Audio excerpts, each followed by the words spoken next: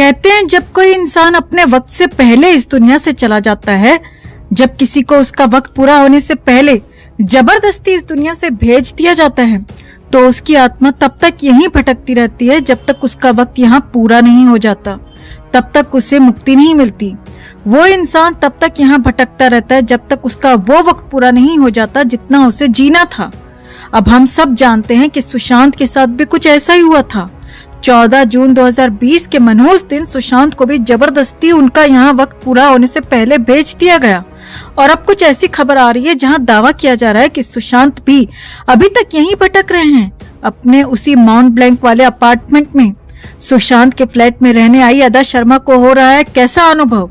Flat में घुसते ही उन्हें क्या मैसेज मिला? क्या अब भी उस फ्लैट में बसती है सुशांत की आत्मा? क्यों अक्सर रात में सुनाई देती है सिसकियों की आवाजें? आपको दिखाते हैं, बताते हैं सब। आप भी इस खबर को ज्यादा से ज्यादा लाइक और शेयर कर अपना प्यार और सपोर्ट दिखाएं और कमेंट में इसे लेकर आप भी अपनी बात, अपनी राय जरूर रखें। चैनल के साथ जुड़कर चैनल को सब्सक्राइब कर हमारी आवाज बने। तो बॉलीवुड एक्ट्रेस अदा शर्मा अपनी फिल्मों के साथ पर्सनल लाइफ को लेकर भी खूब सुर्खियों में रहती हैं। कुछ महीने पहले खबरें आई थी कि अदा सुशांत सिंह राजपूत के मुंबई वाले फ्लैट में शिफ्ट होने वाली हैं। अब इस खबर को अदा ने खुद कंफर्म कर दिया है। उन्होंने बताया है कि 4 महीने पहले वो इस घर में शिफ्ट हो चुकी थी। साथ ही उन्होंने बताया है कि नए घर में उन्हें कैसा लग रहा है, क्या क्या अनुभव हो रहे हैं। दरअसल बॉम्बे टाइम्स को दिए इंटरव्यू में अदा ने अपने फैसले के बारे में बात की। उन्होंने बताया कि कुछ लोगों ने उन्हें बांद्रा स्थित इस फ्लैट में जाने से रोकने की कोशिश की थी। उन्होंने इस फ्लैट को लेकर कई बातें सुन रखी थी, जैसे कि इस फ्लैट की बालकनी में अक्सर किसी साय को देखा गया है। कई बार इस फ्लैट से रोने सिसकने की आवाजें आती हैं। अदा ने बताया कि इन सब बातों पे ध्यान ना देते हुए वो अब फाइनली इस फ्लैट में शिफ्ट हो गई हैं। अदा ने कहा, मैं 4 महीने पहले फ्लैट में रहने आई थी, लेकिन मैं बस्तर और द केरल स्टोरी की OTT रिलीज और अपने कई प्रोजेक्ट्स को प्रमोट करने में बिजी थी। उसके बाद मैंने मथुरा में हाथी सेंचुरी में कुछ समय बिताया।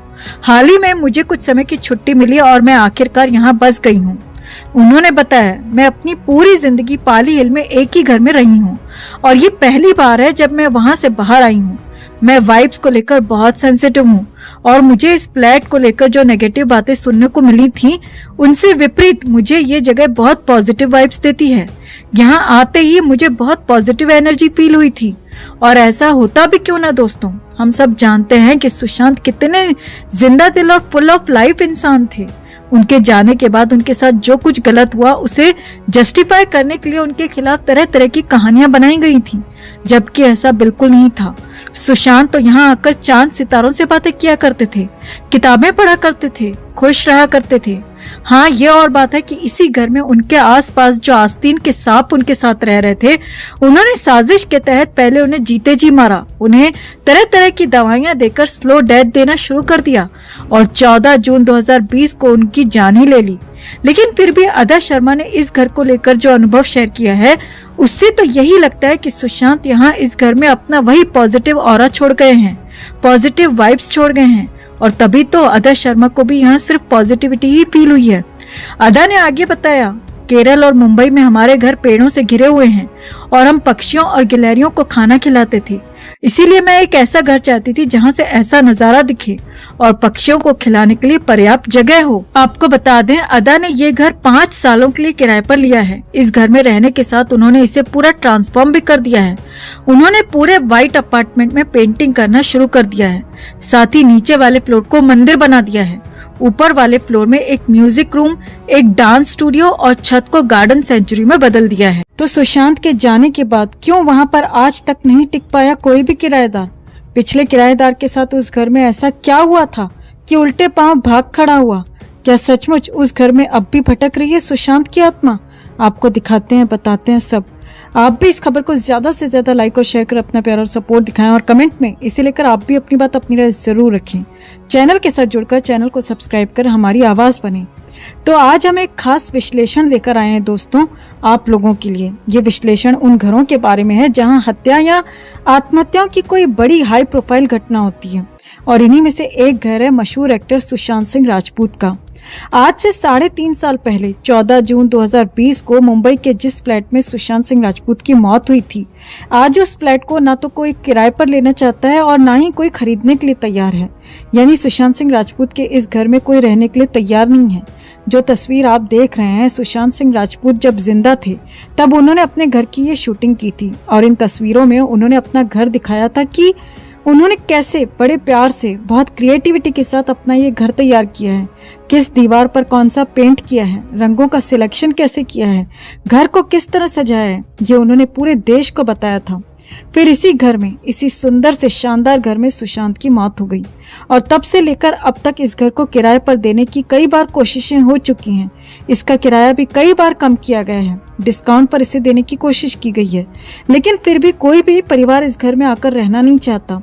और यहाँ बात सिर्फ इस घर की नहीं है, बात और भी घरों की है। कभी आपने सोचा है कि जिन घरों में हत्या या आत्महत्या की हाई प्रोफाइल वारदातें होती हैं, उन घरों का बाद में क्या होता है? आज हम आपको सुशांत का घर तो दिखाएंगे ही, बताएंगे कि सुशांत के घर में लोग रहना क्यों नहीं चाहते, लेकिन इसके साथ ही हम आपको नोएडा भी लेकर चलेंगे। नोएडा के जिस घर में आरुषि तलवार रहती थी और जहाँ पर आरुषि की हत्या हुई, उस घर का बाद में क्या हुआ। इसी तरह निठारी की जिस कोठी में लगभग 20 लोगों की हत्या हुई थी, 15 से 20 लोगों की, अब वहाँ कौन रहता है? और दिल्ली के बुराड़ी के उस मकान में जहाँ एक ही परिवार के 11 लोगों ने एक साथ आत्महत्या कर ली थी, अब वहाँ कौन रहता है? हमने इन तमाम लोकेशंस को लेकर एक रिपोर्ट आपके लिए तैयार की है, जिसमें आपको ये बताने की कोशिश की गई है कि जब किसी घर में ऐसी कोई बड़ी दुर्भाग्यपूर्ण वारदात होती है तो बाद में उन घरों का क्या होता है। मुंबई की माउंट ब्लैंक सोसाइटी का ये वही घर है जहां 14 जून 2020 को एक्टर सुशांत सिंह राजपूत की संदिग्ध परिस्थितियों में मौत हो गई। सुशांत की मौत के बाद से ये घर पहले पुलिस और फिर सीबीआई की निगरानी में था, लेकिन अब ये फ्लैट खाली पड़ा है और कोई भी यहाँ आकर रहना नहीं चाहता। हम इस वक्त आपको वही माउंट ब्लैंक सोसाइटी दिखा रहे हैं। इसी बिल्डिंग के टॉप फ्लोर पे सुशांत सिंह राजपूत रहते थे। तब इसका किराया लगभग 4.5 लाख था और ऐसी चर्चाएं थी कि ये घर रेंट पे जाने में या फिर किराए पर जाने में काफी दिक्कतें सामने आ रही हैं। हालांकि सुशांत सिंह राजपूत की मौत के बाद ये घर कुछ दिनों के लिए किराए पर लिया गया था, लेकिन बताया जाता है कि उस परिवार को यहाँ रहते हुए बेहद अजीबोगरीब अनुभव हुए। कई बार उन्हें लगता जैसे घर के किसी कोने से सिसकने की आवाजें आ रही हैं, तो कभी आधी रात में लगता कि हॉल में कोई चहलकदमी हो रही है। बताया जाता है इन्हीं सब बातों से परेशान होकर वो किराएदार ये घर छोड़कर भाग गया। जब वो किराएदार भी चला गया तो उसके बाद से नए किराएदार मिलने में काफी दिक्कतें आ रही हैं। ये फ्लैट मुंबई के एक ऐसे इलाके में है जहाँ कई बड़े फिल्मी स्टार्स रहते हैं, लेकिन इसके बावजूद आज भी कोई व्यक्ति या परिवार इस घर में किराए पर रहने के लिए तैयार ही नहीं, जहाँ सुशांत सिंह राजपूत की मौत हुई थी। किसी भी घर में एक वास्तु की बहुत अहमियत होती है और यदि उसमें कोई भी ऐसी दुर्घटना हो जाए या कोई आत्मघात हो जाए या कोई मर्डर हो जाए या समथिंग लाइक दैट, ऐसा कुछ भी होता है तो उसके जो वाइब्रेशंस, नेगेटिविटी लोगों को एक फील होती है और कोई भी समुदाय का इंसान जो वो उस घर को लेना चाहे या खरीदना चाहे या भाड़े पे जाना चाहे तो वो एक बार उसको कतराएगा जरूर, क्योंकि उसको एक वास्तु की जो वाइब्रेशंस है उसको एक पीछे की ओर खींचेगी। इसका कोई हल मुझे तो जल्दी समझ में नहीं आता और इसमें एक बहुत कठिनाई वाली बात होती है। जब तक वो बिल्डिंग टूट के या दूसरी कोई बिल्डिंग ना बने या वास्तु में बदलाव ना हो तब तक तो बहुत डिफिकल्ट